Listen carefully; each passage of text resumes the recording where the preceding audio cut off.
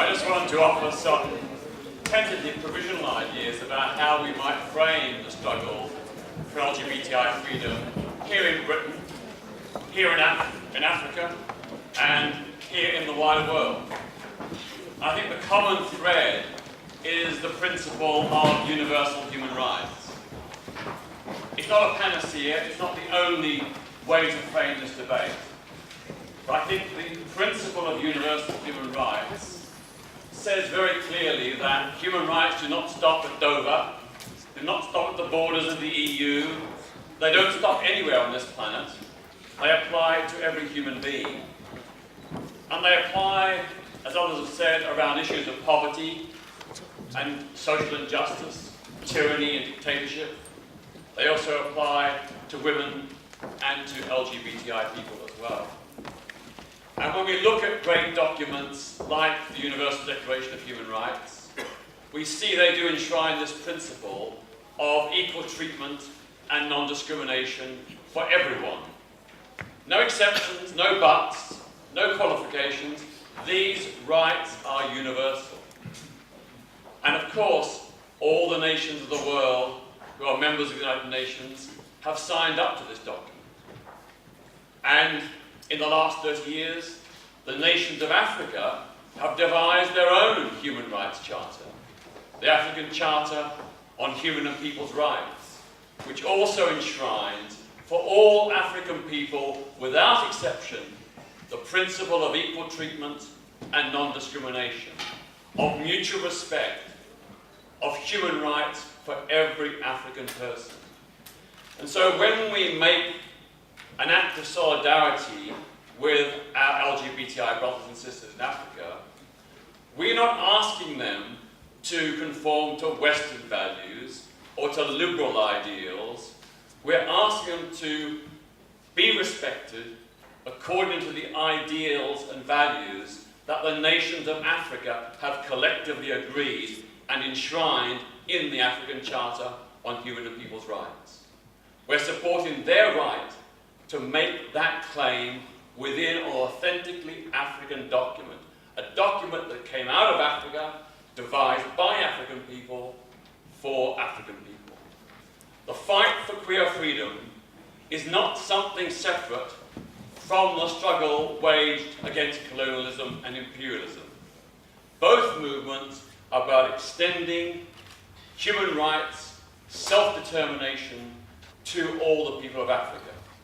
When Kwame Nkrumah and others fought against Western colonialism to free their nations, they talked about the liberation of the people of Africa. They never talked about the freedom and liberation of straight Africans. They talked about the liberation of all Africans. And to me, this struggle by our LGBTI brothers and sisters in Africa is a continuation of that freedom spark that was set alight by Kwame Nkrumah and others in the 40s, 50s and 60s, and indeed by earlier African resistance movements during the colonial era. It's very interesting as I reflect on my own limited life and experience.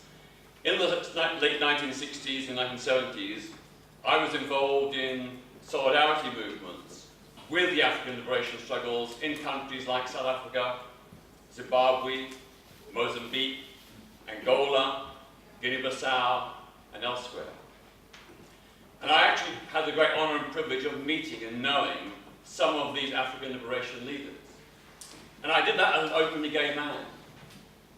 Whatever they may have thought, I can honestly say, never in all those associations did any of these people ever express homophobia or ever say that I, as a gay man, didn't have a role to play in supporting their movement. None of them ever said that. Some of them were very, very directly and personally supportive, and even all those years ago acknowledged that LGBTI people have a place in the struggle for human freedom.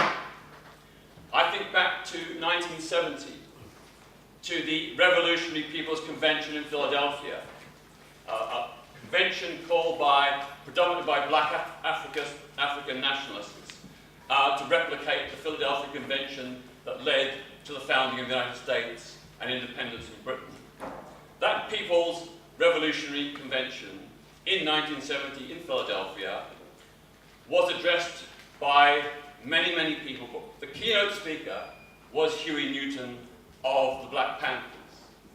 And completely unprompted, without anybody asking or expecting him to do so, Huey Newton said to that mass audience of revolutionary activists, mostly black, from all across the United States, that he believed the struggle for gay liberation was part of the struggle for human freedom, and that he welcomed the gay liberation delegates who were at that convention.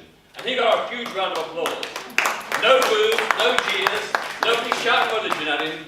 People acknowledged that gay and lesbian people had a place in this struggle.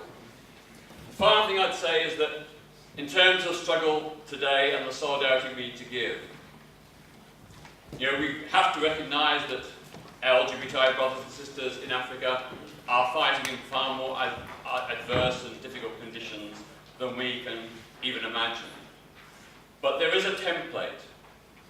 Some people who are in this room, like myself, were involved in the anti-apartheid movement in the 1960s and 70s. And in the 1980s, we set up in Britain a global movement to support LGBTI activists who were part of the anti-apartheid movement.